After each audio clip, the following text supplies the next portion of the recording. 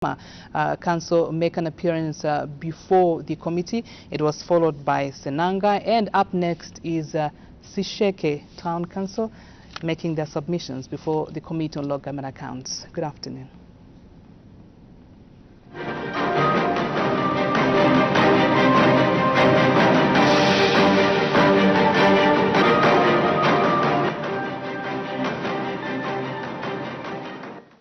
Take seats, please.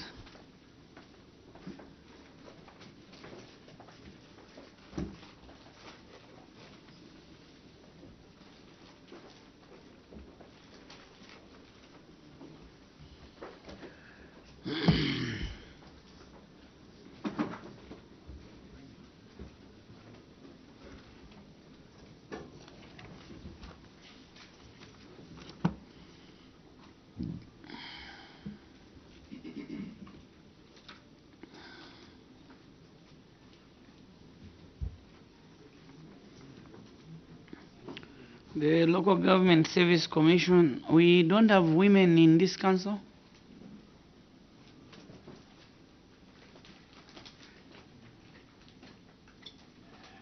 It's 100% male dominated at senior level.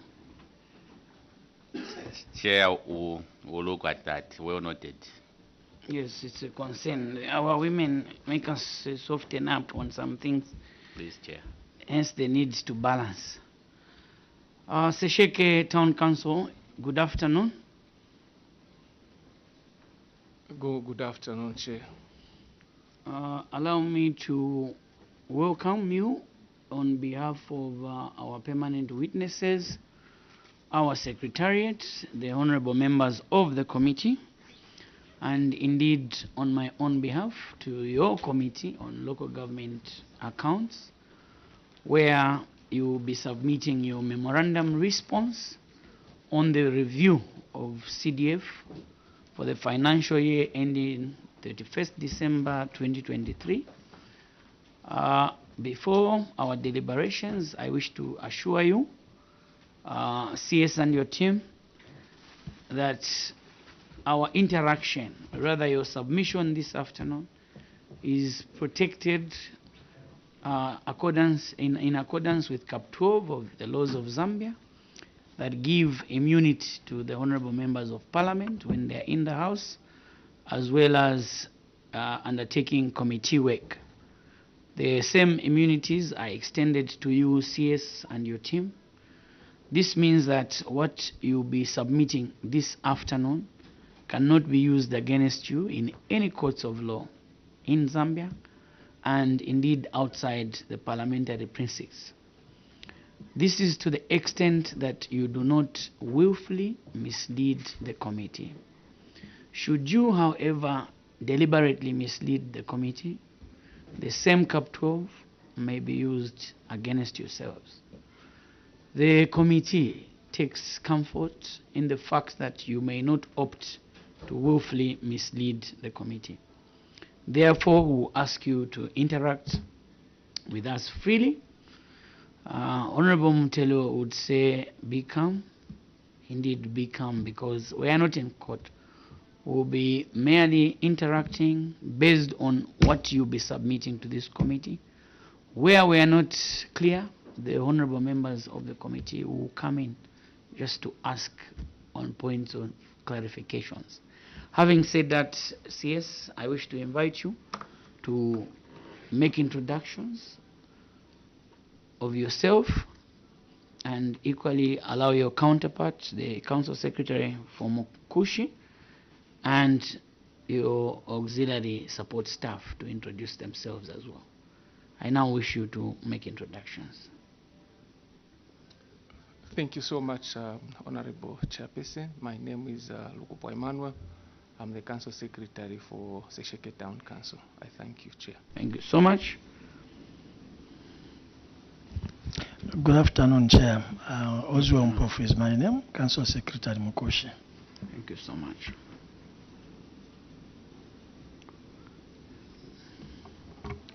Good afternoon, Honorable Chairperson. Good afternoon, honorable members of the committee. My name is Chivarimik, Director of Planning.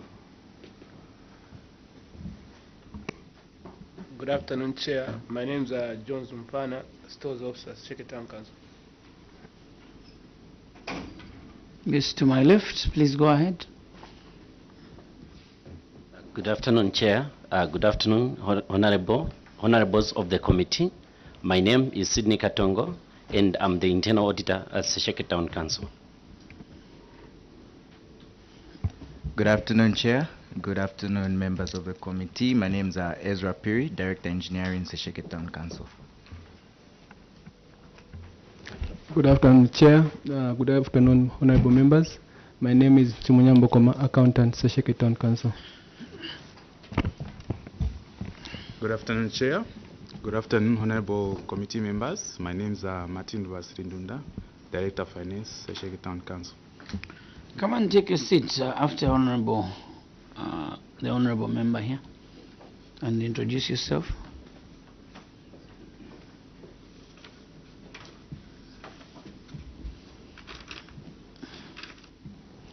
Good afternoon, Chair. Good afternoon, honorable members. My name is Twambo Sabantu. I'm the Chief Procurement and Supplies Officer for SESHEKE Town Council. Thank you. Thank you so much. We continue with introductions. We move to the Office of the Auditor General. Good afternoon, Chair. Good afternoon, honorable members of the committee. Good afternoon, SESHEKE Town Council. My name is John Siameja, Director in the Office of the Auditor General, Western Province. Thank you, Chair. Thank you. Good afternoon, Chair. Good afternoon, honorable members, and good afternoon to you, SESHEKE Town Council. I'm Siagaro Clement, Senior Auditor, Office of the Auditor General, Western Province. Thank you. Thank you, Chair. Good afternoon, everyone. My name is Simon Munyama. I'm the Parliamentary Liaison Officer, Office of the Auditor General. Thank you so much. The Ministry of Finance. Good afternoon, Chair. Good afternoon, honorable members. Good afternoon, CS and your management team. My name is Mlenga Chama, coming from the Office of Accountant General. Good afternoon, Chairman. Good afternoon, the members. My name is Amshota Venon. I'm coming from Ministry of Finance and representing the Office of the Control of Internal Audit. Thank you. Thank you so much. Our permanent witness from the Ministry of Local Government and Rural Development. Thank you, Chairperson, and good afternoon to you once more, and the honorable members of the committee. SESHEKE Town Council, you are welcome to your session. I'm Kazinga Kennedy from the ministry, as the chairperson has stated. Thank you. Thank you so much. Permanent witness, the employer. Thank you so much, Chairperson. The Local Government Service Commission. Thank you so much, Chairperson. Gender. My name's Charles Soko from Local Government Service Commission. Chair, your observation has been well noted. Expect a change in the next sitting, if ever there will be. Thank you so much. If Honorable Kampamba was here, she was going to be very worried. We make progress with introductions. I wish to call upon the honorable members who are following us virtually. We can start with the honorable member for Dundu Mwezi.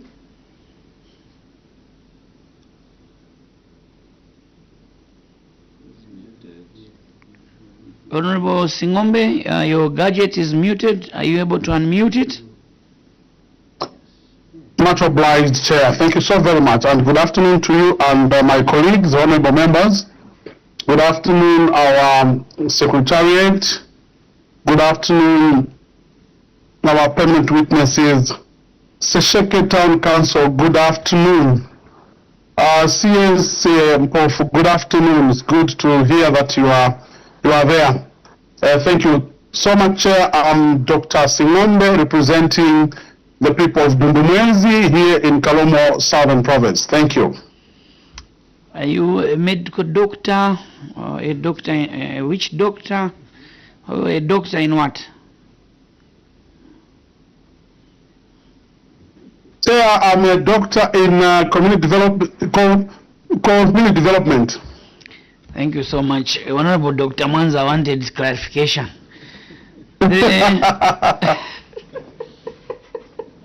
The honorable member for Usakile, are you there?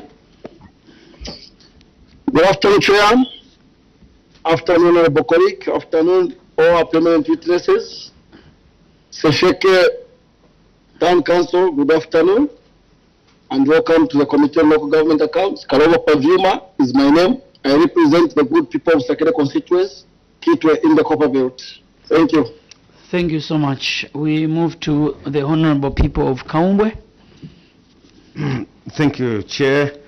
Good afternoon, SESHEKE, and welcome to your Committee on Local Government Accounts. Honorable Dr. Aaron Mwanza, Member of Parliament for Kaumbwe constituency in Petake District of the Eastern Province. Thank you so much. The honorable people of Mitete. Chair, good afternoon to you. SESHEKE, you are welcome.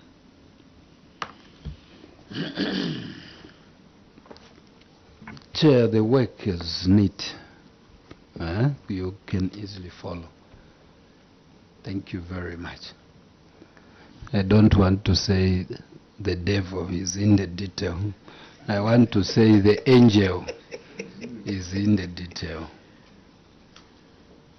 But the work is neat. The one who was doing their pictures did a good job. Mutelo, Meshek, you're a real humble servant from Mitete. Serve to have an explanation. We have 2 council secretaries and nothing has been mentioned. Chair, thank you very much. Thank you so much. We have 2 council secretaries because one is newly promoted, transferred to SESHEKE, and the predecessor is joining us for institutional memory. Hence the reason why we have 2. The honorable people of Mufumbwe. Thank you very much, Honorable Chairperson, and good afternoon. Honorable Singombe, good afternoon. We are happy to hear from you. We miss you. Good afternoon, sir. Thank you. And also, Pavyuma, Honorable, we are glad to hear from you. Please continue being with us. And good afternoon, all our permanent witnesses. And also good afternoon, Secretariat. SESHEKE, you are welcome to your committee. Just an observation, Chair. The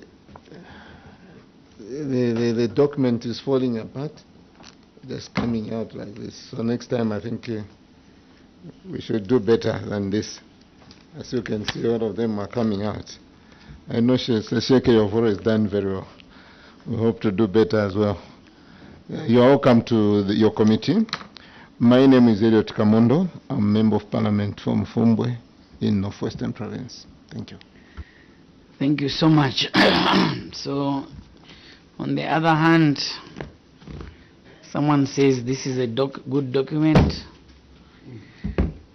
while on the other hand, the other document is falling apart. Christopher Shakafuswa is my name. I represent the honorable people of Mandevu constituency here where you are. So you are welcome to Mandevu constituency. At least on the other parts of Mandevu, as you can see, we have aircon. We may have our challenges of drainages, but we have a balanced constituency. I'm the vice chairperson of the committee and privileged to chair this session. I now want to take this privilege to invite you, CS, to submit your memorandum.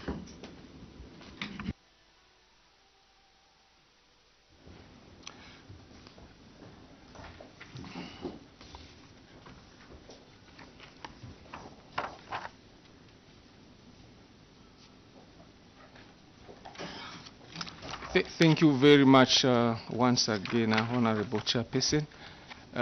We sincerely apologize for the document that is falling apart. It was not our intention that the document should fall apart, but we take note to do far much better than what we've presented today.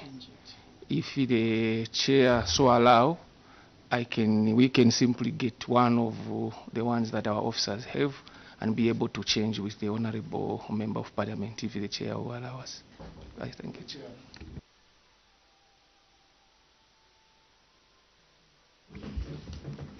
Yeah, please go ahead. Go ahead.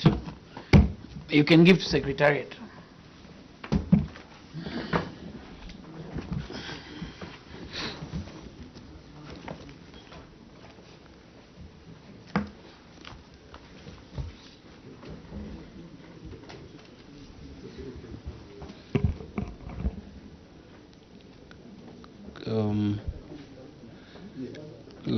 Let's have a complete copy for Mfumbwe.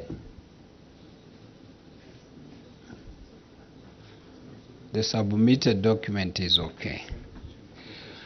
We may proceed. Thank you so much, Honorable Chairperson. I'll go straight to your responses. To my responses, which are starting from page 4. Page 4 of our submission. Chairperson, our submission is in a table form, so I'll read the cause of the project as well as the action taken. Management acknowledges the auditor's findings on delayed completion of projects and wish to state that the cause of the query and the action taken is as presented in the table below. So we have the first project there, which is the construction of Lilonga 1x2 classroom block at the Lilonga Primary School. This was as a result of the contractor abandoning the project and failure to complete the project on time.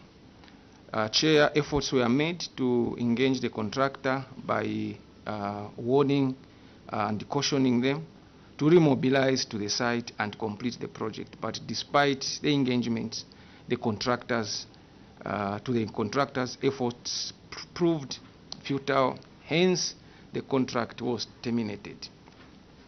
Management Chair wishes to report that the project was suspended and rescheduled for completion in 2025, a CDF allocation, as the remaining funds on the project were varied to other priority projects that required completion because the allocation on other components were committed. The projects have since been funded in the 2025 CDF allocation with addition of scope of terrazzo flooring, electricity, as well as desks have been included in the new variation.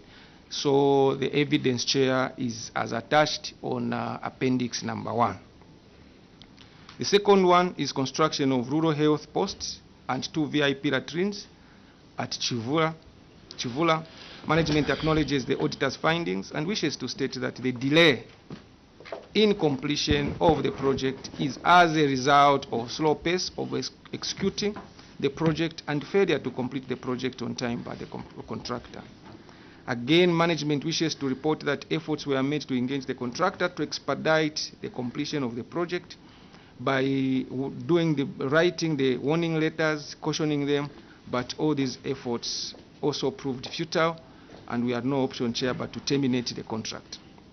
So the contract action taken, the project was terminated, and additional funds were allocated by the CDF committee to the project, and the scope was changed from the construction of health posts and 2 VIP latrines to completion of a health post and construction of an ablution block.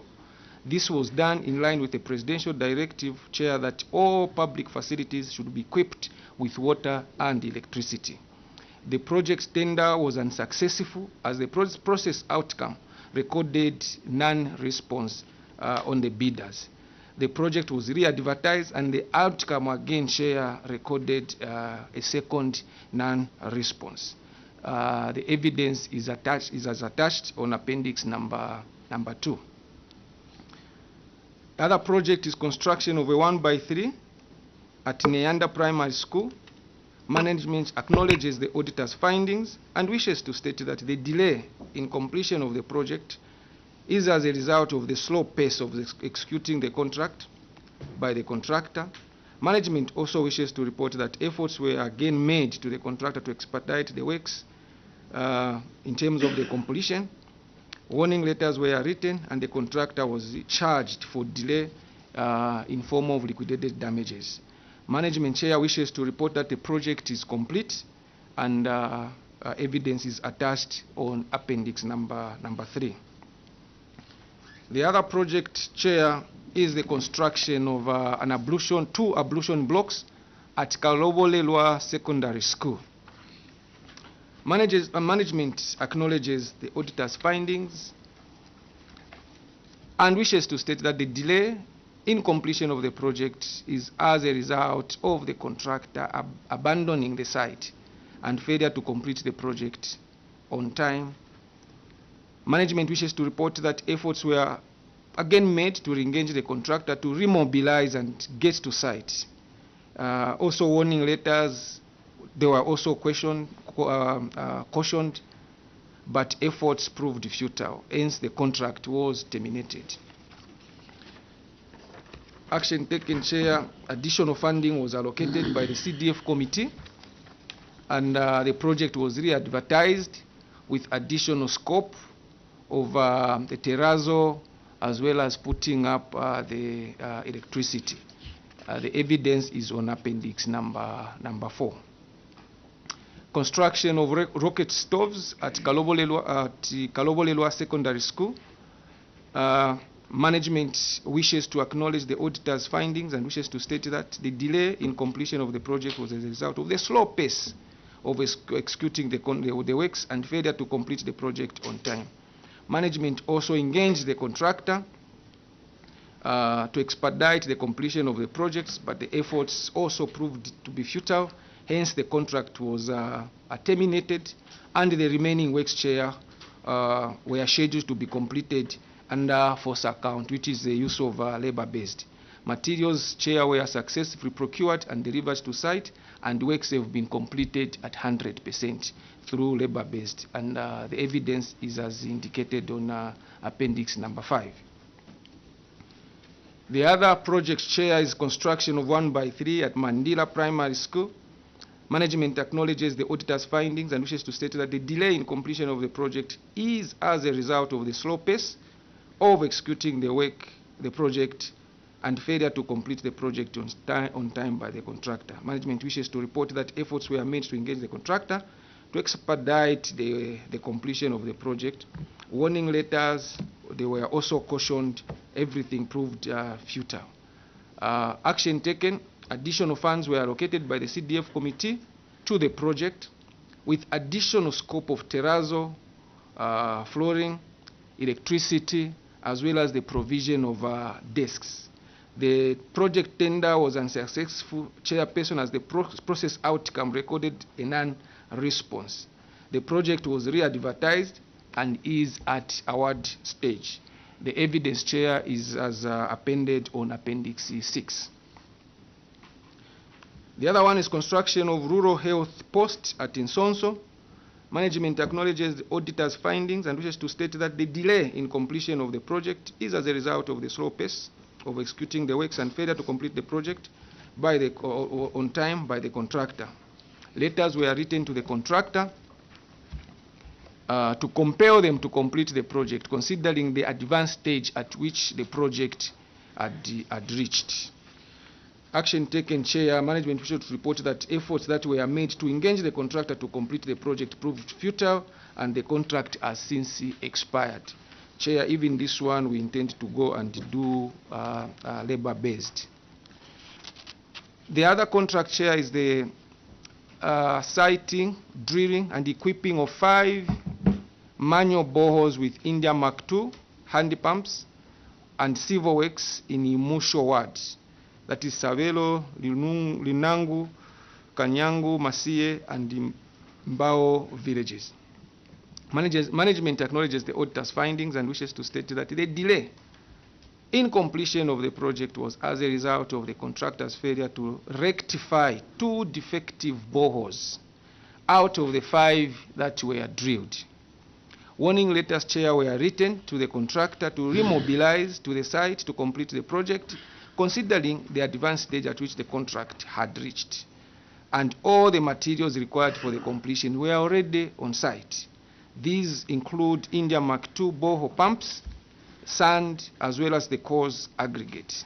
Management wishes to report that all these efforts to have the contractor back on site were made, but the efforts proved futile, and the contract has since expired.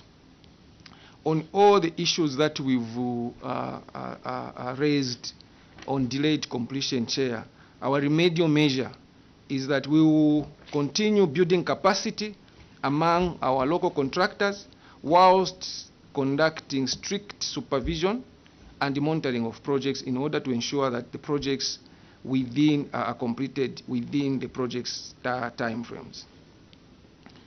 The other query, Chair, is B, which is youth, women, and community empowerment grants, that is sharing and use of grants. Our response as management is that the cause of the query, management wishes to acknowledge the auditor's findings and states that the cause of the query was as a result of the clubs, upon receipt, divided the money among themselves instead of investing this money in the intended businesses. And the list of those women, those clubs that shared the money is indicated below. There were 6 in total, totaling to an amount of 137,000 kwacha. Action taken. Management wishes to state that demand letters, Chair, were issued to the 6 clubs to pay back the money or revert back to the project. The beneficiaries, Chair, have since written commitment letters to revert back to the project, and also indicating that failure to which they will be compelled to pay back the money. The evidence, Chair, is on the appendix number 9 attached to our report.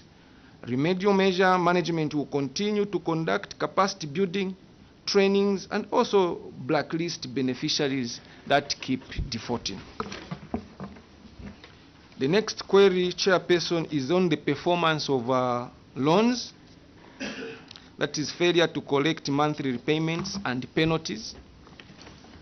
Management response, the cause of the query. Management wishes to acknowledge the auditor's findings and states that the cause of the query was as a result of soft loan beneficiaries who failed to make their monthly loan repayments and failure by the council to impose the 2% compounded penalties. Action taken.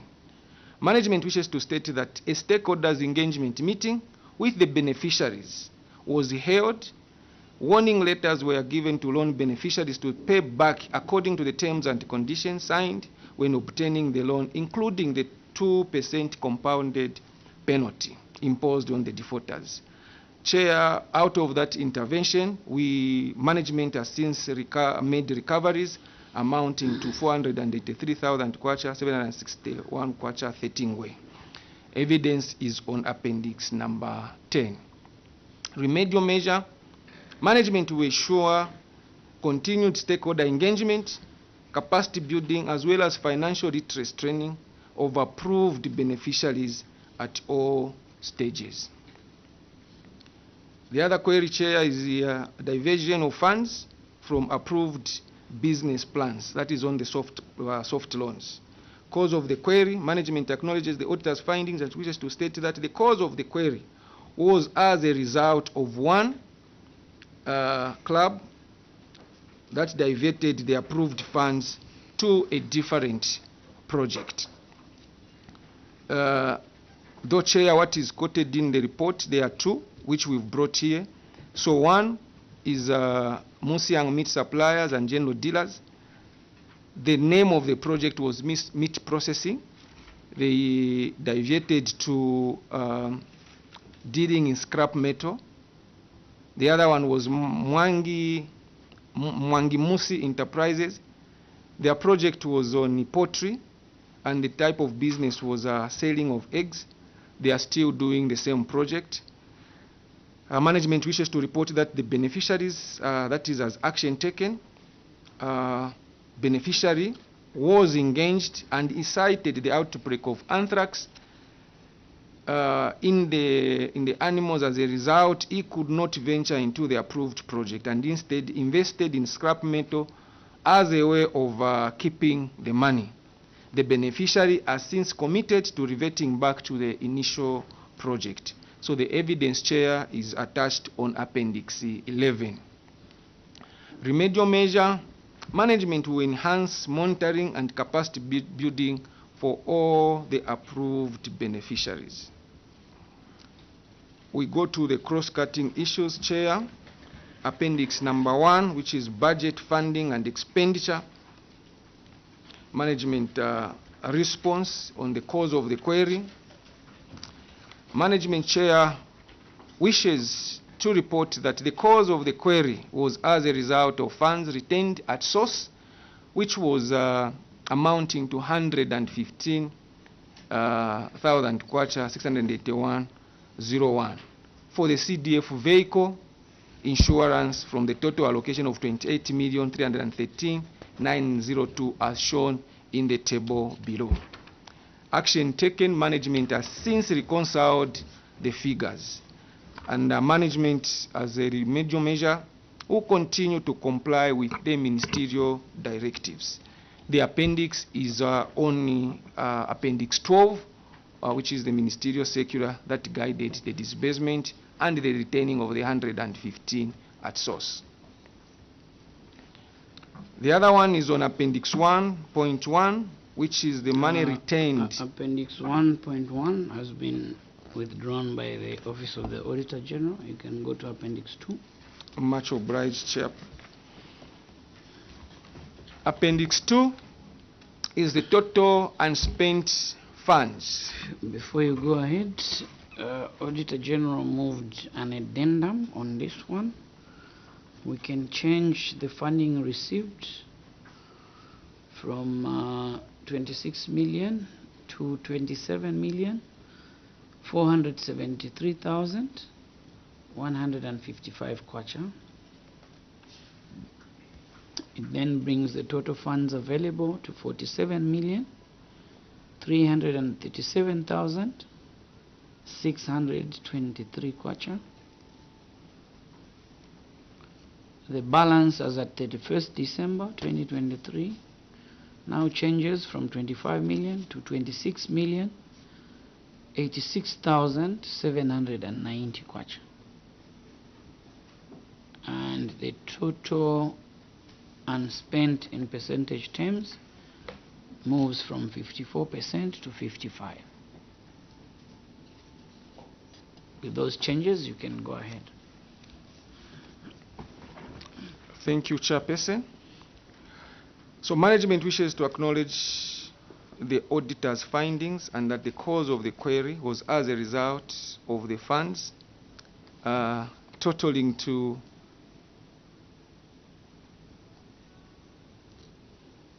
you can read now, funds now 26. at the ones that are the balance. Much obliged, The new Honorable balance of Chairperson. 26 million. So the cause of the query, Chair, is management wishes to acknowledge the auditor's findings and that the cause of the query was as a result of funds amounting to 26,867,090 kwacha being unspent because of delayed funding expenditure of 2023 as funds received by order of priority, as well as the length procurement processes that were there at that particular time. So the table, Chair, brings the breakdown of the funds. We had the component. Go to action taken. Thank you, Chair. Management wishes to report that a total of 24,616,504 was spent, leaving a balance of 1 million. By implication, Chair, it means even the balance will have to change, representing committed funds to the ongoing projects as indicated in the table below. So details of the expenditure, Chair, on all the items as indicated in the table are on appendix number 14. Remedial measure: management will continue to spend all funds when received within the stipulated period. Appendix 2.1, unspent funds on community projects. Cause of the query. Management wishes to acknowledge the auditor's findings and wishes to state that the cause of the query was as a result of unspent funds on community projects by the end of 2023, as the CDF committee prioritized the quarterly received funds to pay all outstanding payments on bursaries, skills, as well as loans, while community projects were prioritized for expenditure in the last receipted quarter allocation of the year. Action taken. Management wishes to report that 4 contracts were signed in the last quarter of 2023, and the council spent a total of 268,792.3 in 2023, and then 6,471,383.88 in 2024, leaving a balance of 5 million representing committed funds for ongoing projects, as shown in the table below. So in terms of details on the expenditures that we incurred, it's on Appendix 15. Remedial measure. Honorable Chair, management to ensure that funds are spent within the stipulated period of time. Appendix 2.2, unspent funds, empowerment grants. Cause of the query. Management wishes to acknowledge the auditor's findings and that the cause of the query was failure to spend funds meant for grant with the variance of 22,057 Ngwe. Action taken. Management wishes to report that the council spent all the funds meant for the empowerment grant, save for 57 kwacha that remained in the account as carryover funds. Remedial measure. Management will continue to spend all funds when received within the stipulated period of time. The other query is on Appendix 2.4, secondary boarding and skills development, which is bursaries. Management wishes to acknowledge the auditor's findings and that the cause of the query was as a result of excess funds that remained after payments were made for all the bursary beneficiaries. Action taken.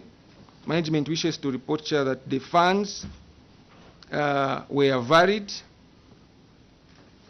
to the following projects. That is, number 1, construction of 1x3 classroom block at Kande Community School, total of 995,356. The structure, Chair, is 100% complete from the varied funds, which is on Appendix 15.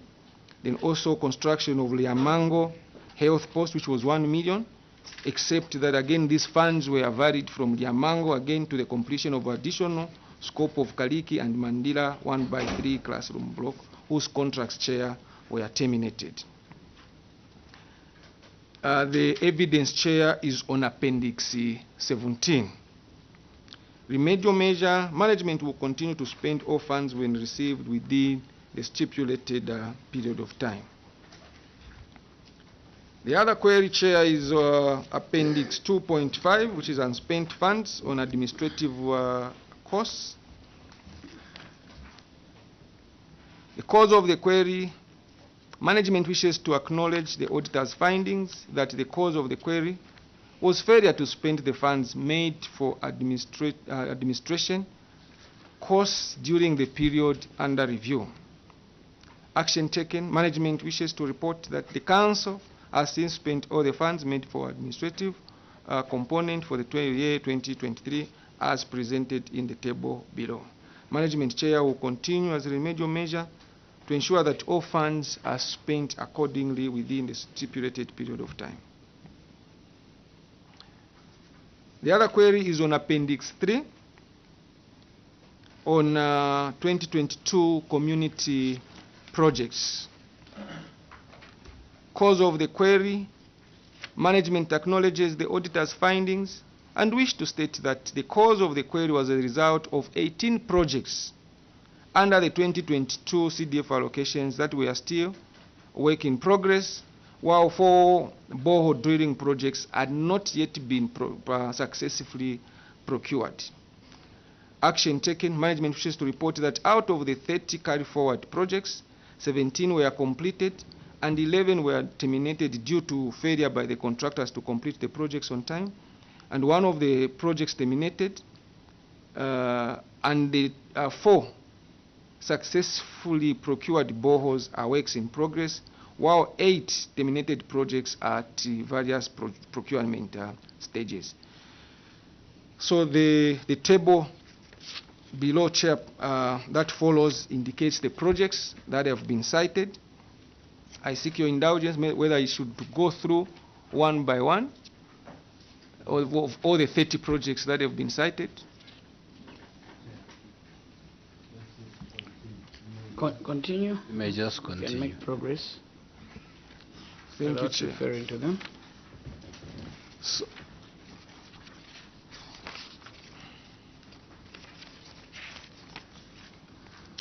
So, Chair, on a remedial measure, management will build capacity among our local contractors while conducting strict supervision and monitoring of these projects.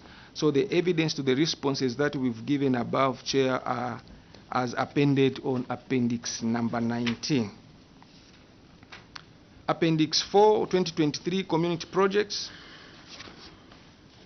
Cause of the query, management wishes to acknowledge the auditor's findings and wish to state that the cause of the query was as a result of unspent funds on community projects by the end of 2023, as the CDF committee prioritized the quarterly received funds to pay all outstanding bills on bursaries, skills, and loans, while community projects were prioritized for expenditure in the last receipted quarter allocation of the year.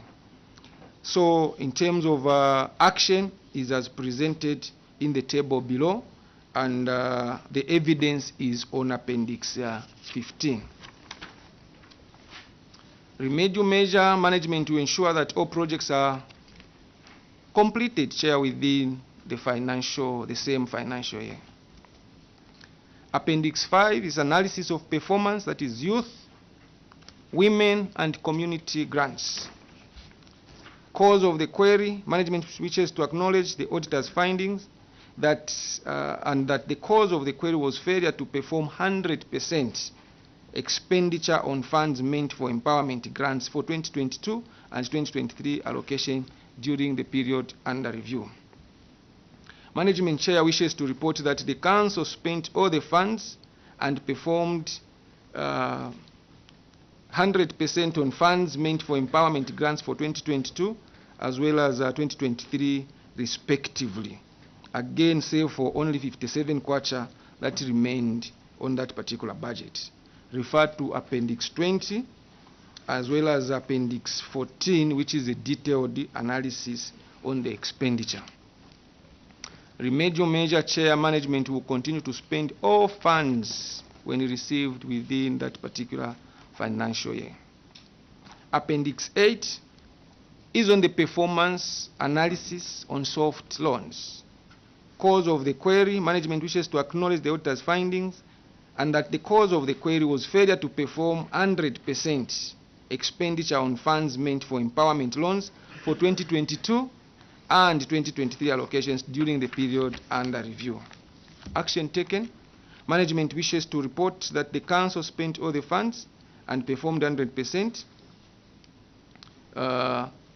on the funds meant for empowerment loans for 2023 as indicated in the table below. Remedial measure, management will continue to spend all funds when received within the same particular year. Appendix 9 is failure to recover loans. This is a repetition. You can make progress. Read the other query. Thank you, Chairperson. You tackled this on page 9. The other query, Chairperson, is Appendix 10, is secondary boarding skills development, which is bursaries. Cause of the query, management wishes to acknowledge the auditor's findings and that the cause of the query was as a result of failure by the Council to provide the number of students who completed the training in 2023 under secondary bursaries, under secondary boarding and skills development bursaries for 2022 as well as 2023.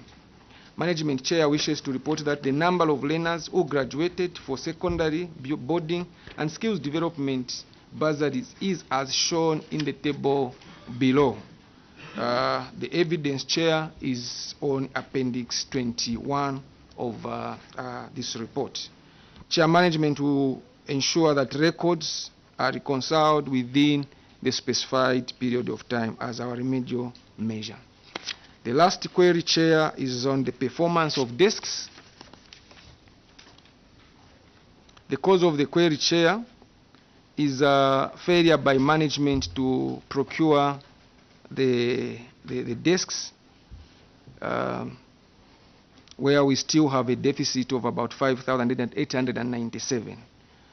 Our response, Chair, as management is that we acknowledge the auditor's findings and wishes to state that the cause of the query was as a result of delayed procurement of desks under the 2022 as well as the 2023 allocations, which was disrupted after an aggrieved bidder appealed the final list of successful bidders.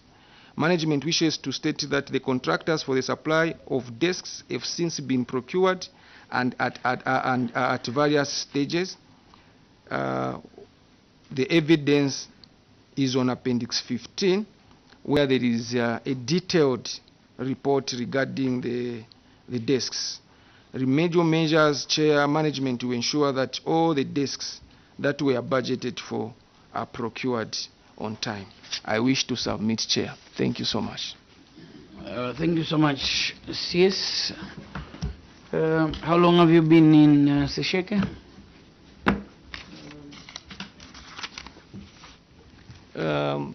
9 months now. 9 months. Will I be in order to ask your predecessor to sit there to undertake the next segment for institutional memory? It is okay, Chair. Thank you. You can swap seats, please.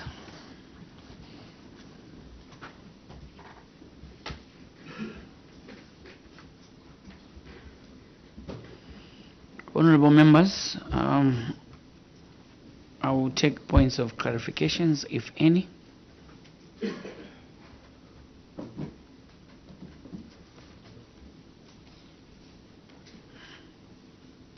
Honorable Dr. Mwanza.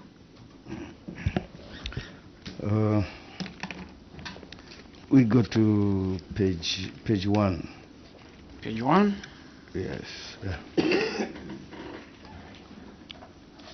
Page 1 is explaining, showing the scenario, the outlook of capital projects in SESHEKE. It is a very worrying situation that out of the 2022 funding, you had 48 capital projects approved for implementation. Out of 48 projects, 35 were brought forward in 2023, meaning you only implemented 13 projects in 2022 out of 48, and out of the 35 projects that were brought forward in 2023, only about 30 were work in progress, and still some of them are still work in progress. Coming to the outlook for capital projects in 2023, under 2023, we can go to page 21.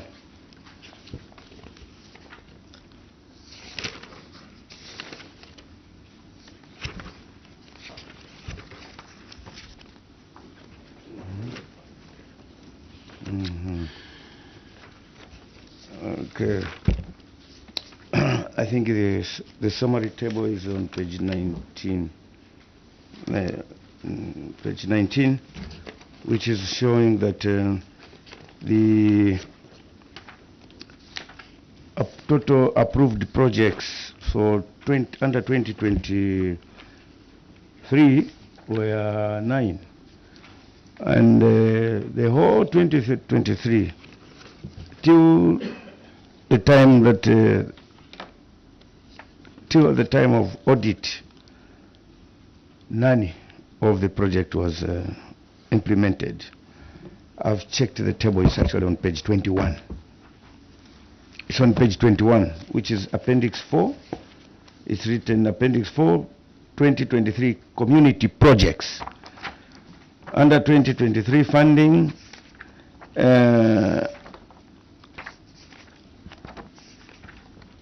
implemented nothing, work in progress nothing, outstanding nothing. Most of some projects that are under construction, and even those that are work in progress, have ended up being work terminated, re-advertise, and procure new contractors. I just did a quick summary on some of the projects whose contracts were terminated, with the termination amount and the re-tendered amount. Most of them, there is that cost escalation, where you procure the contract and terminated, and then re-advertised, then the price goes up. I've even calculated the time. You have almost, out of 8 projects that are under construction, 6 have been terminated and re-advertised, and the cost difference at termination is coming to almost 50-60% of the original cost of the project. From this scenario of projects procured, terminated, and terminated, even those that are above 80%, they get terminated. And so from this scenario, what do you think council would have done better, which you did not do, in order for people to appreciate the impact of the enhanced CDF in terms of community projects? Yes, you may respond. Thank you, Mr. Chairman. In the first place, I think termination is the last resort, in contract management.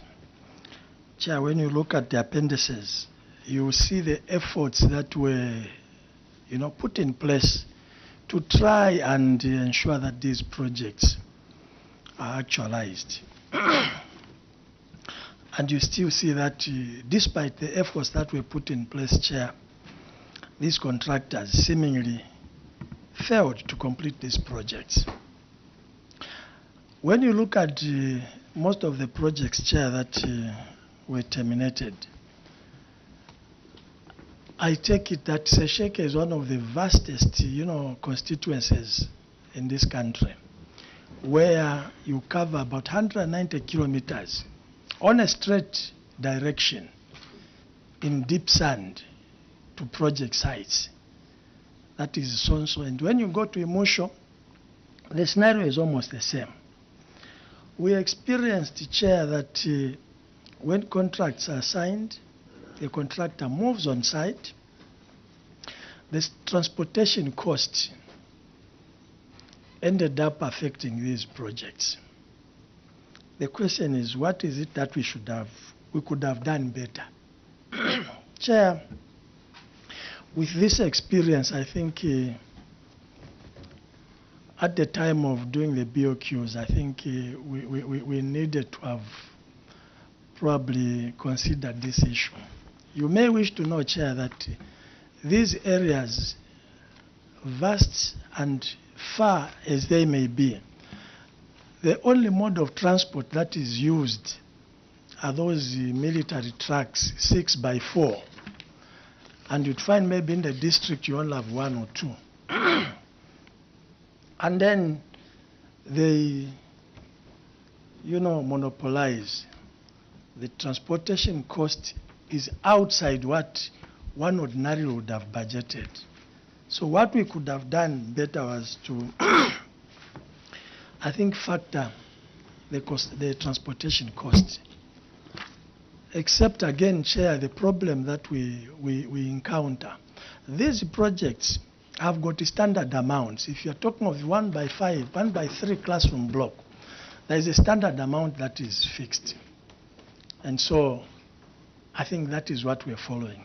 But probably we needed to ensure that even when we have these standard amounts, probably we needed to get special permission to, add on top of these contracts. So we have contractors move on site. Midway, they discover that the contract has become difficult to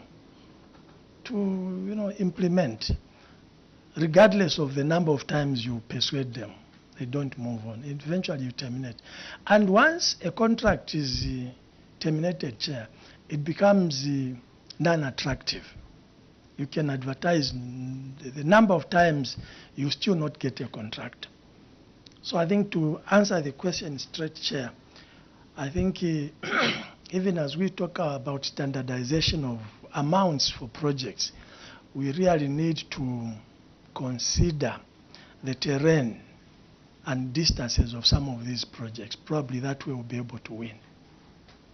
Thank you. Director Engineering, what would be your comments as regards the same question? Thank you, Chair. As the CS has mentioned, Chair, I think one of the major issues was the transportation cost.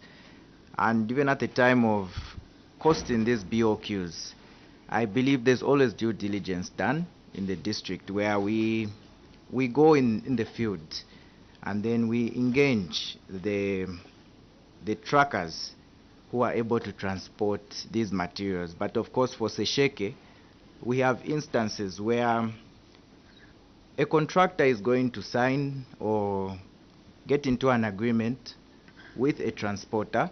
Then as they are transporting the materials, because of the distance, you find that in the middle of the journey, the truck driver just stops and says, what you paid us is less than what is required. Hence, we need a top-up. And so, Chair, what we have done, we've made a few engagements with the owners of the trucks and also the contractors, and we advise to say, why don't you get into a written agreement before you go into these processes of transporting the materials to site? Chair, that is one. And I think there are 3 factors also that I can add. The contractors, of course, upon engagement, we realized that there was some lack of detailed planning, also risk mitigation plans in how they should implement these projects, and also the rate distribution in the BOQ. Director, you are the one who originated the BOQs. Why didn't you factor in what you've just submitted? Thank you, Chair. I believe, as I had said earlier, we did do the due diligence, but of course, there are times when what is on the ground changes because of probably issues of inflation of prices and material costs also. So all these things, I think in the middle of executing the projects, Chair, we realize that even the procurement process sometimes, if it takes maybe longer than had planned, some rates will go up. Some agreements between contractors and suppliers and also transporters also change depending on how they agreed. But of course, Chair, we have harmonized the process.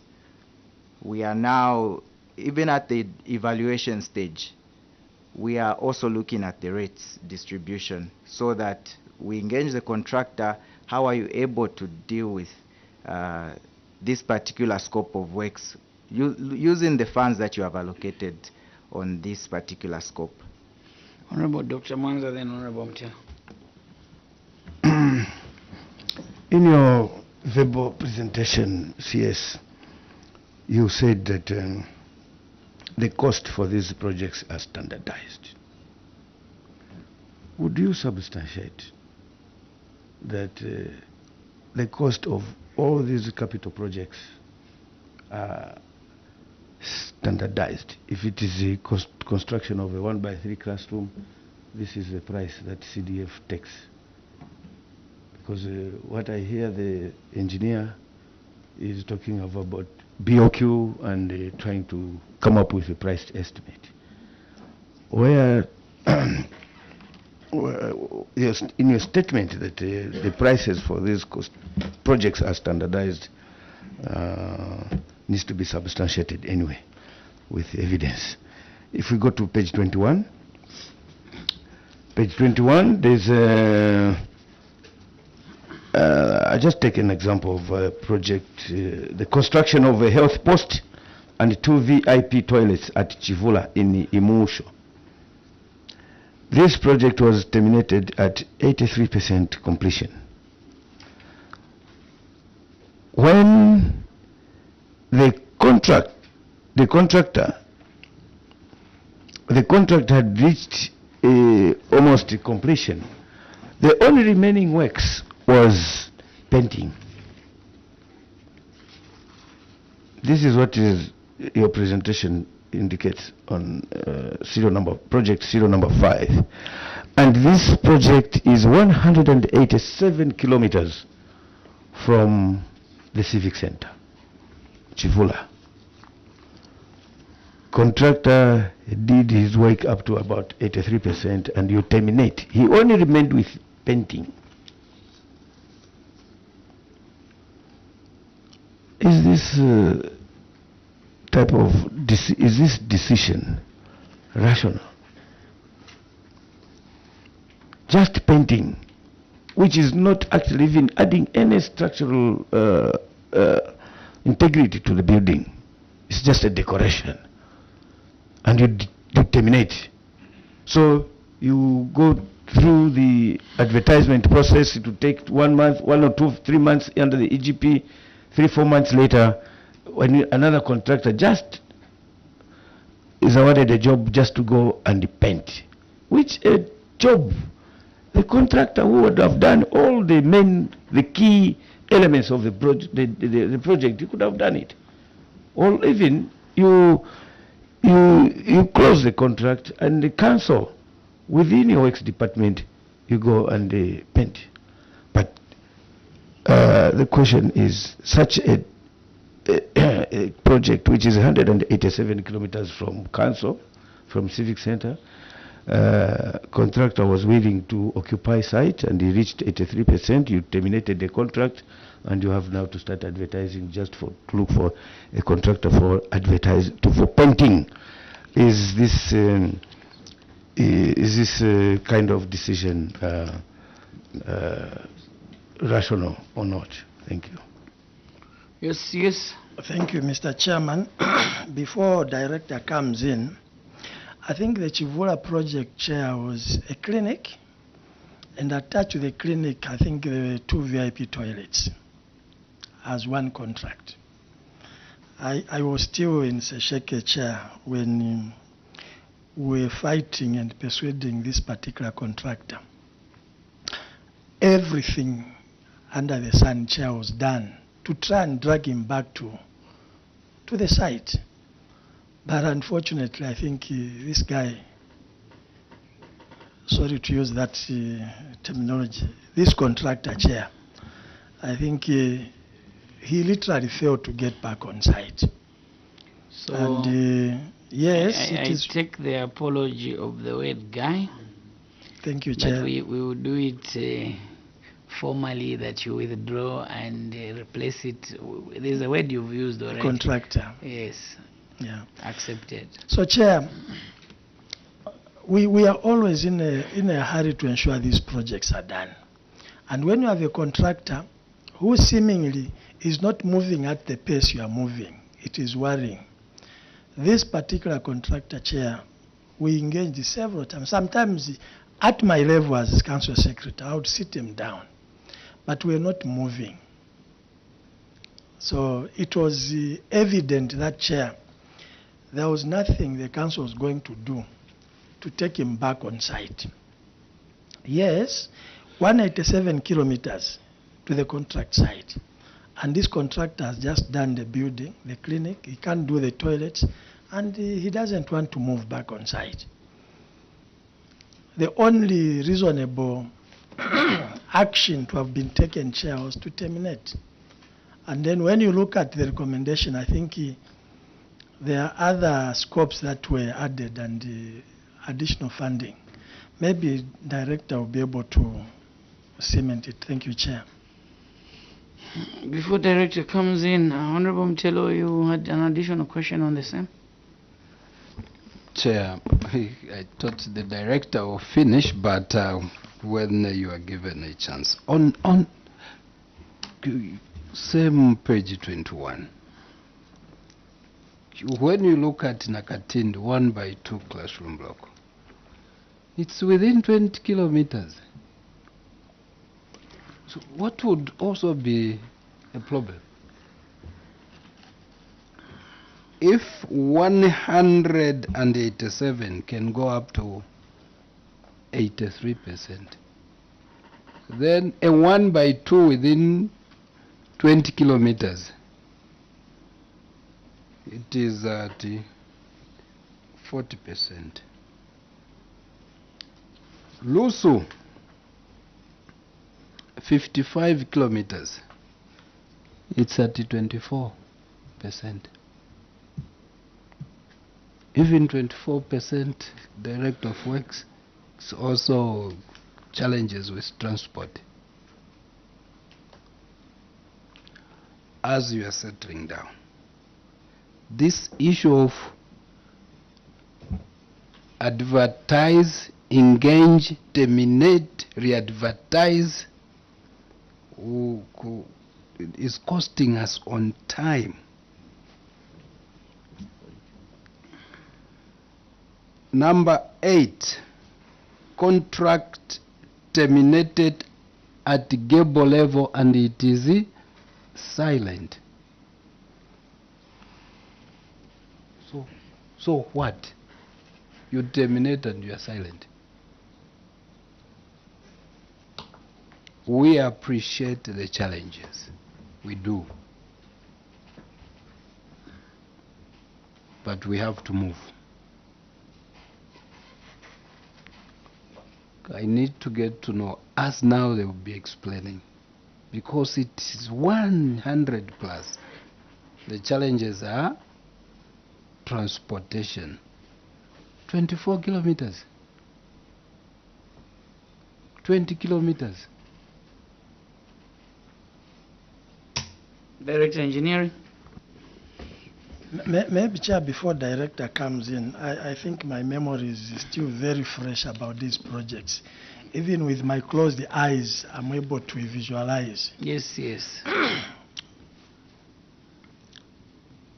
This project at 40%, Nakatindi at Ilonga, I think the problem that we had, this contractor at that early stage, Mr. Chairman, unfortunately, I think he ran mad. He was found naked in an unconscious manner, and it took time for him to actually gain conscious and come back to himself. Even after he, survived that chair, he could not effectively get on site. I think warnings were given, he was cautioned, but nothing was happening, Chair. And the only realistic way was to terminate. We come to Katete. Katete, Lusu. Katete is in Lusu. I think it's just maybe between 10 and 20 kilometers from Lilonga. You may wish to know, Chair, that this Katete contract was awarded on the same day with another Lilonga 1x3 classroom block. Okay, at Lilonga there are two projects, 1x3, 1x2. The 1x3 at Lilonga, Chair, was completed within the contract period. Done. And yet, at Katete, 1x3, site handed over the same day. At slab level, the contractor was stuck.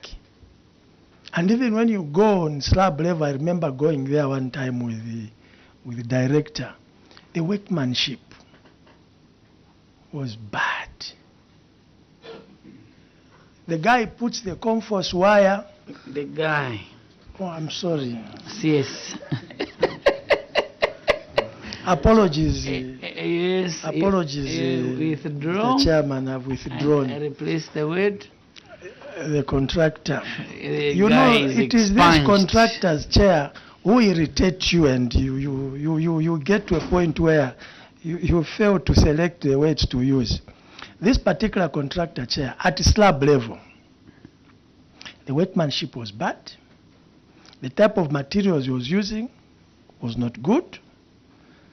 The finishing of the slab was bad. Actually, we recommended that he needed to remove the whole slab. But then it appears he did not have the capacity. And the only option, as opposed to just leaving it there, the contract was to be terminated, Mr. Chairman. I thought I needed to say something about Katete and... What about number 8? The honorable member's concern is, your comment is contract terminated at Gable level. What is the way forward?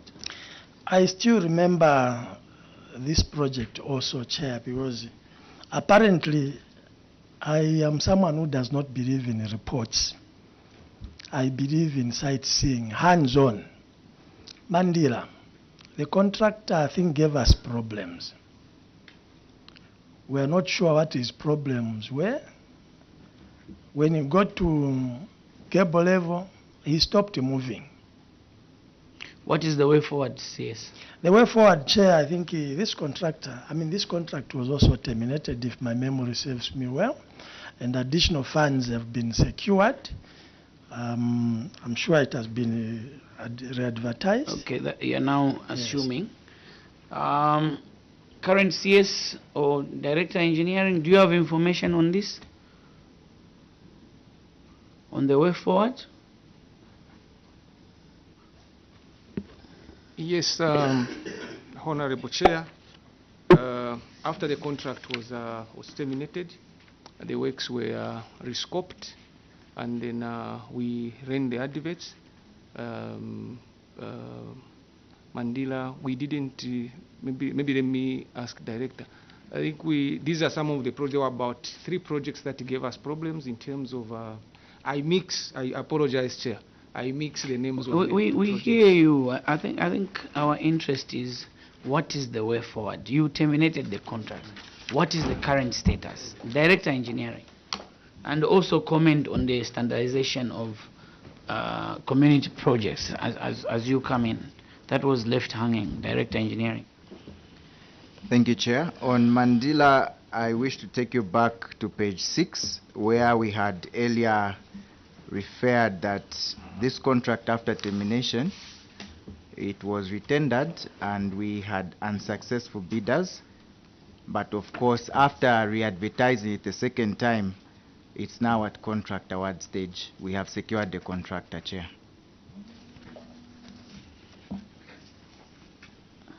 Yeah. Yes, Honorable, come in, please. You can ask. Thank you very much, Chair. For me, I really want to ask the former PS for SESHEKE. The former CS Council Secretary. Sorry, Council Secretary, my apologies. Because I see projects being terminated, rescoping and more resources allocated.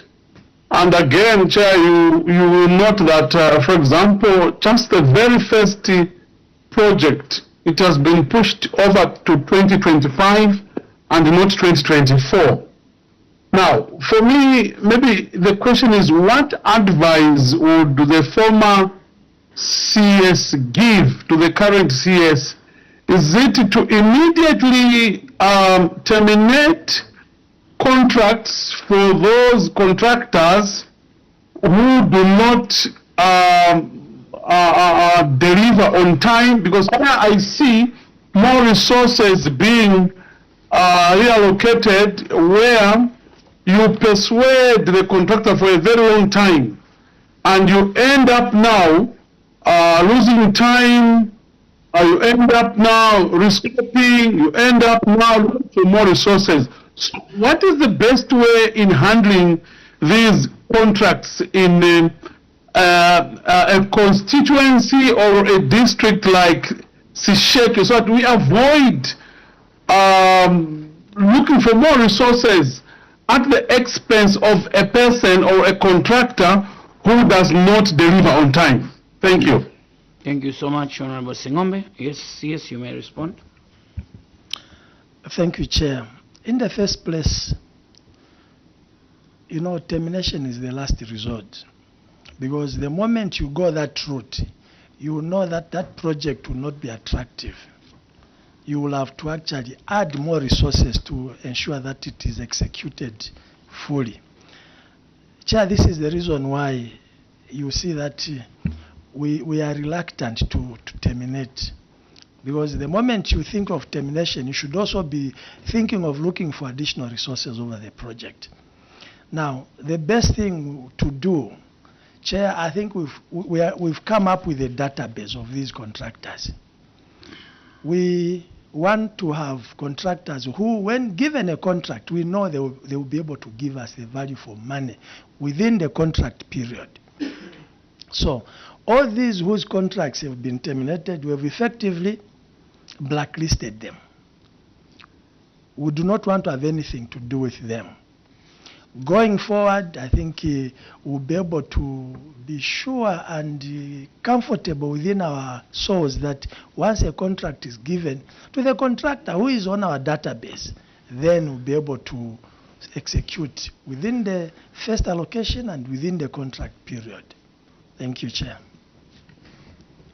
CS, 170 kilometers away from the CBD, you come up in your BOQ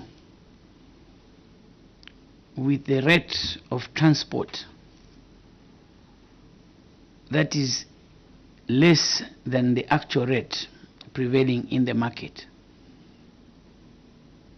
and the contractor is unable to take materials because the rate that you have put in the BOQ is not reflective of the current market rate. Who is to blame? Is it the contractor or the local authority? Chair, in the response by Director Engineering. I'm asking you. Yes, Chair, I want to answer. Yes. What it is there's due diligence that is carried out. 190 kilometers, under normal circumstances, the cost of transportation for a trip is a given amount. But because the type of vehicles that can do that job are few in the district, you know, the transporters are taking advantage where they've agreed. They even start off going to so-and-so. Midway, this contractor or transporter decides that, no, I'm stopping here. What you have paid me is not adequate. And meanwhile, there was an agreement, and the amount that was initially agreed is what is being paid. But because he knows that if I stop here, this contractor will have no option but to pay.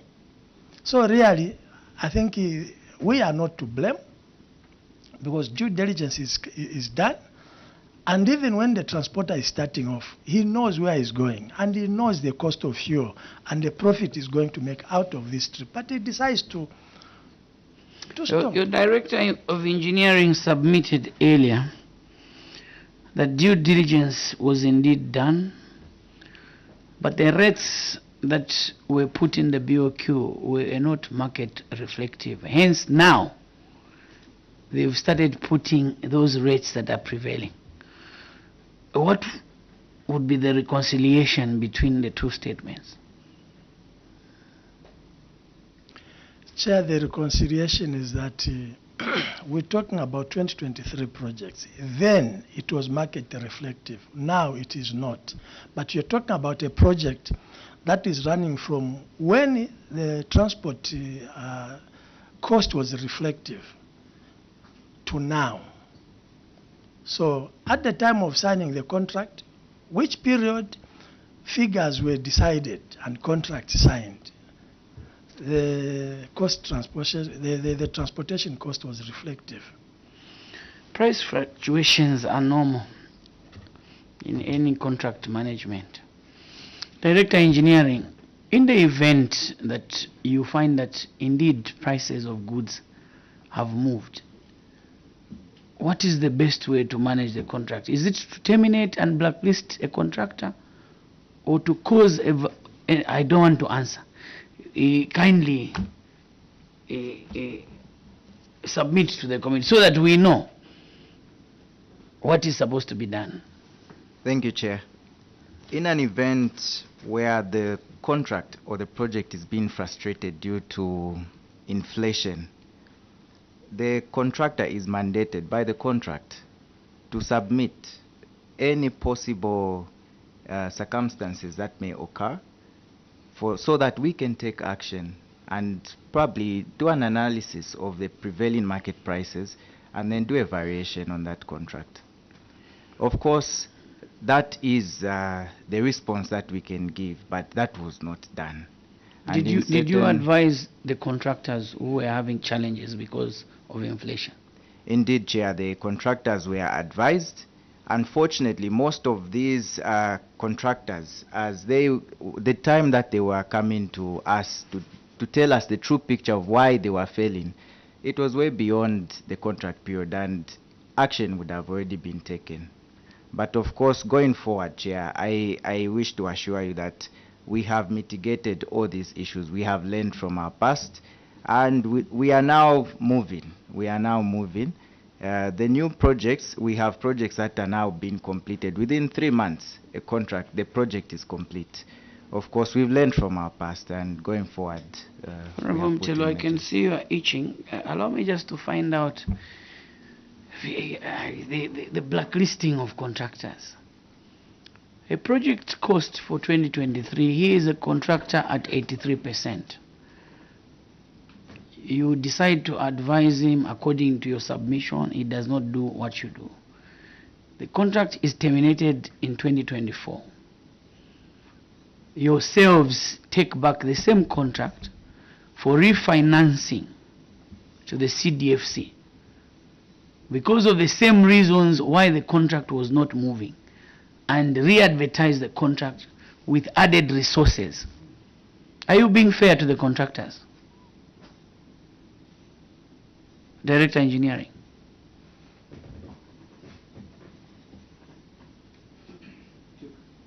The microphone is... Add on, Honorable Mtelo. We are listening. Again, we appreciate the challenges. But where is being fair? 87%, 94%? No, you failed. Terminate.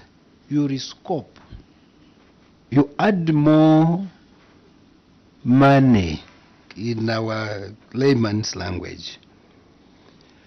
You blacklist the one who has gone up to 87 and give advantage to someone who will just handle the 6% or 13%. That is the question. in the name of empowering our local contractors.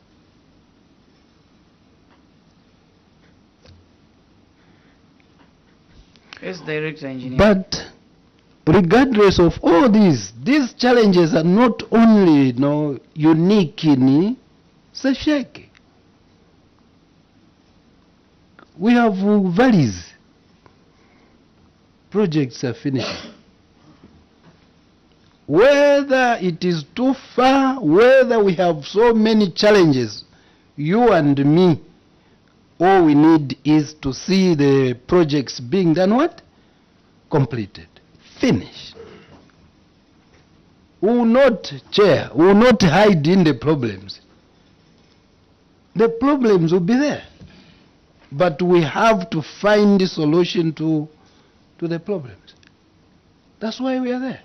We were there to go and solve those problems, no matter how big. Then the people of Katete in Lusu who have the facility. So Director of Works, CS, outgoing and the incoming. It cannot be. You've just said the value for money. So where is the value for money? Quantity, Chair, is done what? Compromised. You start a project, midway you stop. I'm seated next to him. Time, eaten. Cost. So what are we doing? Service. Do you know this? Zero. Hakuna. Chair, I was just augmenting. Director Engineering, you may respond now. Thank you, Chair. There are so many questions that have been raised, of which some of them I may not even remember, but in summary, Chair, we concerned that a project is at 84%, 95%. The contractor is unable to finish the works because there is inflation. And rightly so, instead of you helping him by invoking the contract provisions that can assist him to finish that contract on time, you as a local authority go ahead and terminate that contract. And because you realize that the remaining funds cannot finish the works because of inflation, you go back to the CDFC to ask for more funding. And in the meantime, re-advertise to call another contractor to tell that one that he failed, he doesn't have the capacity. Yet because of inflation, the contractor is unable to finish. In the meantime, the inflation of 2024 is different from 2025. We're talking about the time, right price. The prices keep going higher, and the people are denied the enjoyment of that facility because of the termination, re-advertising. We have an example of a contract where you re-advertise. Up to now, no one is willing to take it up. But should you have engaged the contractor, advise him to say, here we can invoke this provision so that you finish this project, he could have finished on time. Are you fair to blacklist contractors who have gone up to 95% and add more money and re-advertise for someone else to finish the project because of inflation? That is the question from the honorable members. Chair, maybe let me react before. I want the Director Engineering to react first, because usually his department is the contract manager, so that we ascertain the levels of professionalism there. Yes, Director Engineering. Chair, it is indeed not our first option to go for a termination. I think, like earlier stated, there are certain factors that affect these projects, and some of the problems are a bit specific to each particular project. So speaking about those particular projects that are 80% and above, we have some projects where the contractor themselves were not compliant. And if at all you engage a contractor who is not compliant, or in other words, not willing to complete the project, they are just interested in the funds that are on the project, I feel it is really not wise of us to proceed to put more money on a project where you know that the contractor is not interested to do the works. So such contractors, we just recommend for termination. But of course, Chair, we have also taken strides to also improve on our end and also on the part of the contractors by engaging them. We've done some capacity building. We have also engaged NCC, where some of them have even gone for training. When we terminate, Chair, there are certain instances where, like I mentioned, of the BOQ rates. Those BOQ rates, it's not us who provide them. It is the rates that the contractor provides. When they bid, they provide rates in their BOQ. Of course, sometimes we have also noticed that they're a bit irregular rates. Some are low and some are a bit on the higher side. But of course, we have taken all these strides. We are now engaging them at each level of evaluation. And so these issues, Chair, I wish to assure you that they are non-existent now. Just a point of clarification on BOQ rates. You are saying that the contractors are the ones that give you the BOQ rates? Is that your submission, Director Engineering? Chair, that is my submission. To clarify is that when a contractor is bidding, they provide rates on each item in the BOQ. For example, how much will it cost to supply a bulb? They'll put 50 kwacha. Do you have your own rates? We do have our own rates, Chair, as we provide guidance to the CDF committee. And for example, where you find that the transport from the CBD to 170 kilometers, the contractor provides that it's 6,000 kwacha, whereas in your rates it's 20,000. What is the guidance on that? What would be the guidance? The guidance on that, Chair, is that we now have a deliberate policy or a motive where we are engaging the contractors, and also the people that sit on the evaluation committee have been guided to look at this issue so that we don't have either underpricing or overpricing of rates. Chair, with your indulgence. May we get some technical... It is your office that provides the BOQ. Contractors just, they respond either above or low. They respond to what you have, which is in secret to them. It's not them to tell you the BOQ. No. Isn't that the position? So that your committee takes the right position. Isn't that the right position? Them who just respond to that which is not known, but Chair, which has been provided by his office, either above or low. And we cannot continue. If you see things are becoming problematic, what do? What is simplified bidding? What's that? It doesn't work in SESHEKE. You just continue re-advertising. Terminate re-advertise? No. Where is the procurement office? Yes? What do you say to what I'm saying? Chair, before you come in, procurement officer, Honorable Dr. Mwanza, you may add. Thank you. I think for this debate, we might just have to get a practical example. So let's go to Appendix 2.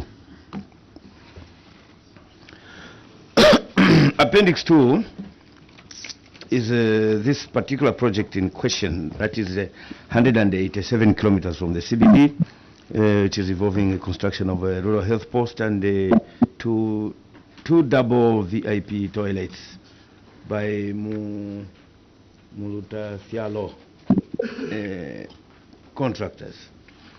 The project start date was on 30th September 2022, and the contract end date, the initial, was 30th December 2022 with a revised extension of up to 12th March. I'm not sure whether the date is correct here. Is correct? So you extended, you gave an extension of 1 year, when in the initial contract period was for only 3 months. That is September 30, 2022 to December 30, 2022. Then the contract applied for extension of time, and you granted an extension of up to 12 March 2024. That is 1 year and 3 months, 15 months. Well, this is, you need an explanation on this. But now, talking about the pricing, the contract amount which was signed with the best evaluated bidder was 388,610 kwacha. That is, within this amount, the contractor committed himself to construct a rural health post, which is shown in the picture, under the picture on page 2, appendix 2, including 2 double VIP toilets with septic tanks, all those water systems. Within this amount, 388,000 kwacha, which is 187 kilometers away from the CBD. Just on the onset, this amount is inadequate. But the contractor, for instance, to give you an idea, a BOQ is presented to bidders. Our IT department, kindly attend to your gadgets. As presented by the engineer, the BOQ is prepared by the client, and they have confidential cost estimates. So they give the contractors to give their own prices. And that is what we evaluate the price based on the cost estimates, the confidential cost estimates, and you award with if the contractor is below, is plus minus certain margin. So this contractor, he was awarded at 388,000.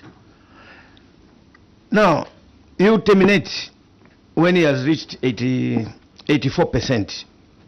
The status here, 84% terminated to completion, 84% to completion. Contract was terminated and re-advertised with additional scope for construction of an ablution block. And you right now it is under procurement, and you are asking for, if you, the same appendix 2, I think there's a request for variation of funds amounting to 1 million written to the PLGO. You are asking for 557,439 kwacha, 73 ngwe, for this particular contract in Chivula, which your initial price as signed with the contractor, the first contractor, was 388,000 kwacha. And this contractor reached 84% physical progress. Then, now, you are looking for a contractor for completing this particular project. And you are sourcing, you are seeking 557,000 kwacha, 557,439.73. The price almost twice the time, almost 3 years, because it started in 2022 and now up to 2025, almost 3 years. How do you optimize the time, quality delivery, and the cost optimization of these projects with this scenario? And what was the termination cost price with the first contractor? Because you are seeking 557,439 kwacha. So probably this amount, the savings that you made on the first contractor, maybe we have to deduct from this amount. What was the final settlement account with the first contractor before we get so much surprised and anxious about the increment in the amount of money? Yes. You want to respond? Well, yes, Chair. I will request the Director to crown it all, but my reaction, Chair, is these contracts, when they are signed, I think the allocated amounts are adequate. And that's the more reason why the contractors are encouraged. They agreed to sign. But where the problem comes in, Chair, is where the contractor drags his feet and delays in the process. A lot of other factors come in play, inflation and other things. But if these contracts were to be completed within the contract period, we would not get to where we are, Chair. But then on the other contract of 83%, I think we could have done better. Chair, sometimes I think there is a strength in admitting. I think it's one of the lessons that has been learned. Going forward, such scenarios will be handled differently, Chair. I thank you. Thank you so much. Director Engineering. Thank you, Chair. I'll start by responding to the contract extension period. Why is it that the contract completion date was extended to 1 year post the initial completion date? Chair, I wish to submit that this contract extension of 1 year was progressively extended. It was progressive. What I mean is every time when the contractor was on site and they realized that the contract was coming to a close, they were encouraged to extend.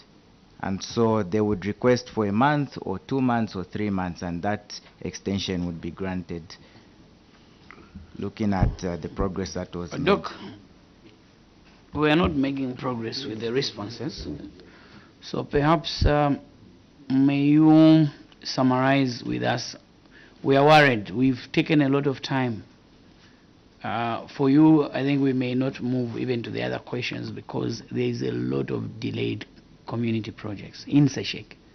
And this is why you've seen us dwell on this matter. We are worried with the terminations, especially for contracts at 80%, 95% complete. Doc, are you able to give counsel in summary on contract management on SESHEKE? Yes, on Chair. behalf of the committee?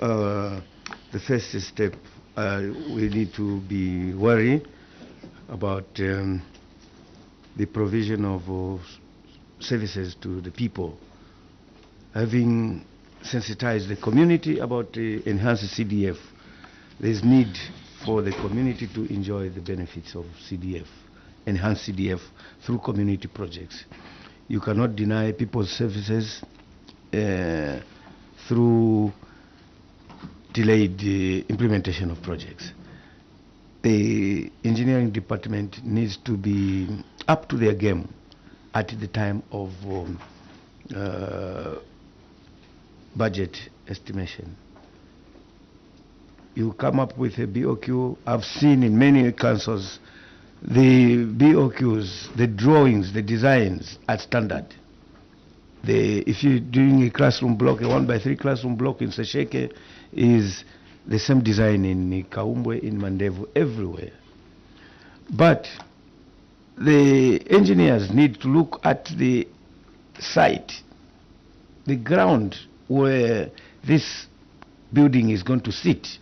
So estimate the terrain in terms of what would be the quantities of foundations, the substructure. The substructure would be obviously different. It will, certain places where it is flat, it will have maybe 3 courses under the ground. And the other places where the land is undulating, it will have different quantities. That I've observed is not conducted. The standard BOQ that has come from Ministry of Education is the same BOQ that all these council engineers give to contractors. Now they are assuming that that building is going to sit on a flat land like this table. That is the first mistake. The second one, of course, you need to refer to the, right now, we have a lot of tools. We've got a monthly price index as given by the VPA. So you visit that site every month, every quarter of a month. There are prices. They relate to the inflation that is happening in the country. So the cost of steel per ton, you find it's updated there. Apply those kind of information to come up with a right price for a job. Liaise with the procurement. Before actually procuring the projects, we are requested that we produce what we call a procurement plan. Procurement plan. So when the PRGO approve your project list, procurement department needs to give a procurement plan.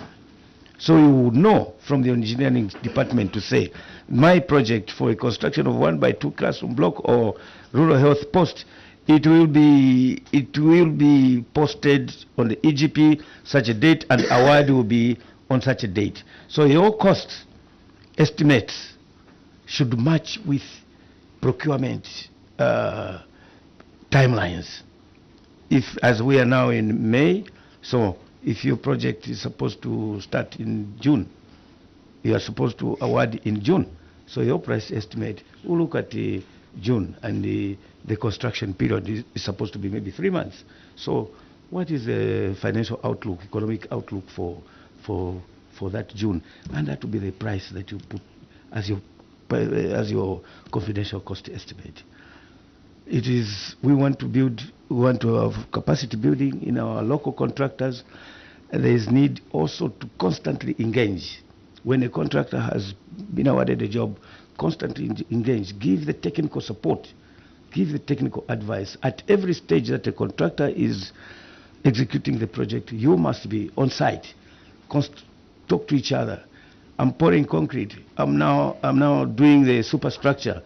Go and check that the dimensions are correct, the classroom space is correct. You don't go to a site and just demolish to say the building, you know, the cave is the wall is caved and so on. No, whose mistake? It is your mistake, because there's no lack of communication with the contractor. Contractor it gives you a work program. You know for sure that at such a date he's doing this kind of work, and your people must be on site to supervise and check that the specifications, everything are correct. If we continue doing like this, it is a sad story to find that all the councils, most of the community projects, none of the contractors would finish the project on time, within time. You end up extending the contract. Councils will say extended without cost. No, there's a cost, because you need to do M&E. The M&E is costing you, the client, whilst the contractor is enjoying the time that has been extended. And when they extend the time, they are the ones now crying for the cost of these materials have increased. When you give advance payment, they must buy all the key materials. that are not affected by inflation. So the key word is a constant engagement with the contractors and a constant correspondence, never also just talk, but put it in writing. I think with this kind of advice, if we take it, we will see a very our communities, more especially in rural areas like SESHEKE, improve the infrastructure. Thank you. Thank you so much, Doc. The Ministry of Local Government, you would like to add? Thank you, Chair. Possibly the first point is to adopt what Honorable Dr. Mwanza has given as advice to SESHEKE and through SESHEKE to other councils. I mean, he is an astute engineer in this area. But key to add is that work scheduling in contract management is very, very critical, because if you wait to notice to make drastic adjustments when a contractor is at 80–90%, then you are too late. I think it's from the word go when you do site handovers that you need to run with your project to get to know the critical stages and at what point certain challenges, and isolate them together with the contractor. Your committee chair has notably, I think, expressed their concern. It's not only for SESHEKE, but the other sessions we have had. Blacklisting is the last thing, especially for contractors that could have demonstrated performance to 90–80%. It's only to do a critical thing through clear analysis that would build them to next stages of completing projects at 100%. I think that's what is there. On special instances, as the former CS indicated, if the terrain is so challenging, I think there's no concrete in cast. What is available before you is to engage relevant powers that be for appropriate waivers, should such situations be so critical. Because ultimately, as Honorable Mtero has indicated, the desire of everyone is to deliver these projects within time at the appropriate cost and quality. Chair, we submit. Thank you. Thank you so much. So, CS, you can take your seat.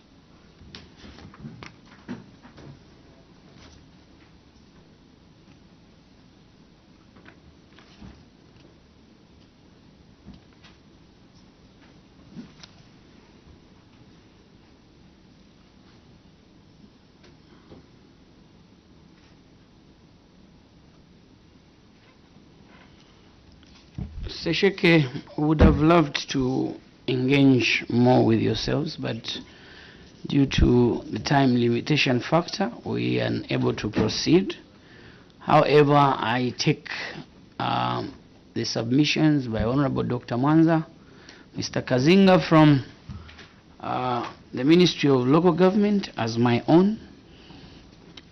We get worried as a committee when the people of a particular district, in this case SESHEKE, deprived from the enjoyment of facilities that are supposed to be given to them through this provision of CDF. We have outstanding projects, almost 13 outstanding projects for 2022. 2023, as at 31st December, you had 14 million kwacha. Solid the whole year. It was untouched. No progress was made. You wanted to procure 6,000 desks for 2023. Only 300. Is it 230 were delivered for 2023? So we are worried. The presidential directive is that no child must sit on the floor. Yes, you did better in 2022. Out of the total number, you had a small balance for 2023. However, for 2022, however, on desks for 2023, out of 6,000, you still remain with 95% of the desks undelivered. It's a cause for worry. Projects that are 83%, 93%, like my colleagues have already said, are terminated, culminating into further delays. Take the advice that has been given seriously. People start doubting, is this CDF a hoax or it's real? I can see the ambitions of the people of SESHEKE. That's why they gave you all these projects in community projects. But when it comes to implementation, we saw that they were being implemented at a snail pace. New CS and your team, we expect that you expedite and finish the projects that are stored. At 95%, if you are unable to make progress with the contract, it's better you open a force account, like the other case for a building that was just pending painting. It's better you open a force account. You, the local authorities, have got the Department of Engineering. Then you paint and commission the project to the enjoyment of the people of SESHEKE.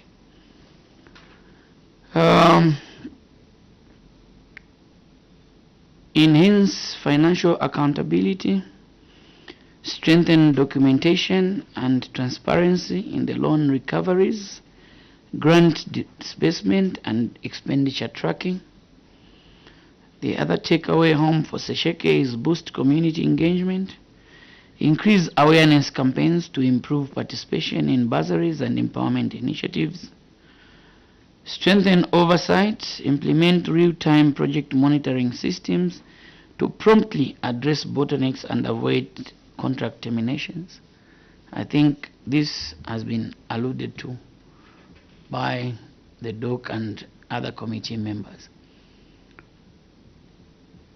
The interaction has highlighted various gaps.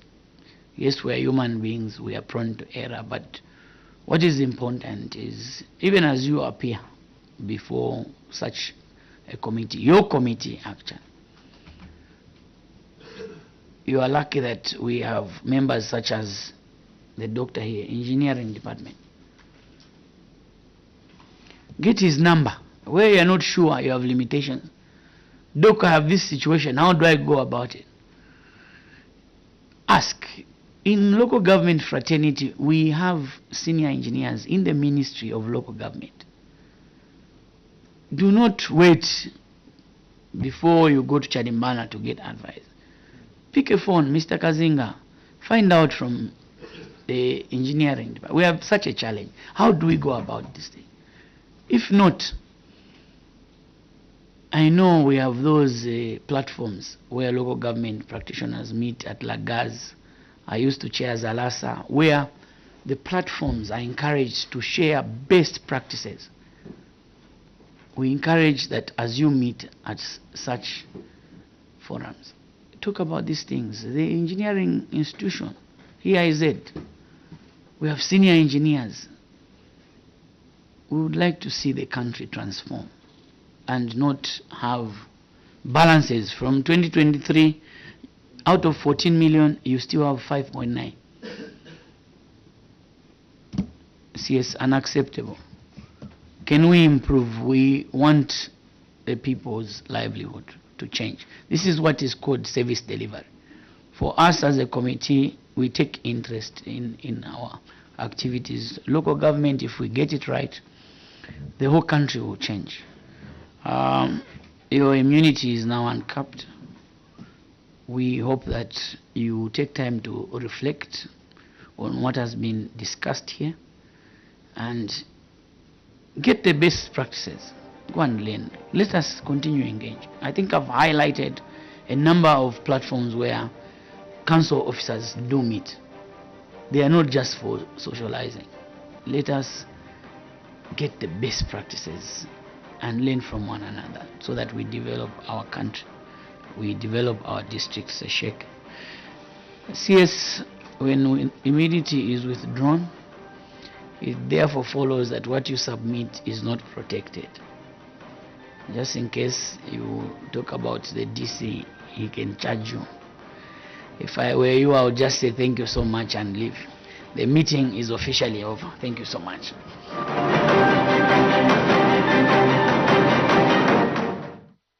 Good afternoon. There you have it. That's SESHEKE, Town Council making an appearance before the Committee on Local Government Accounts, and it was led by the Council Secretary, that's Mr. Emmanuel Lukupwa, and he was also joined by the previous, Council Secretary for SESHEKE, and that's Mr. Oswo Mpofu.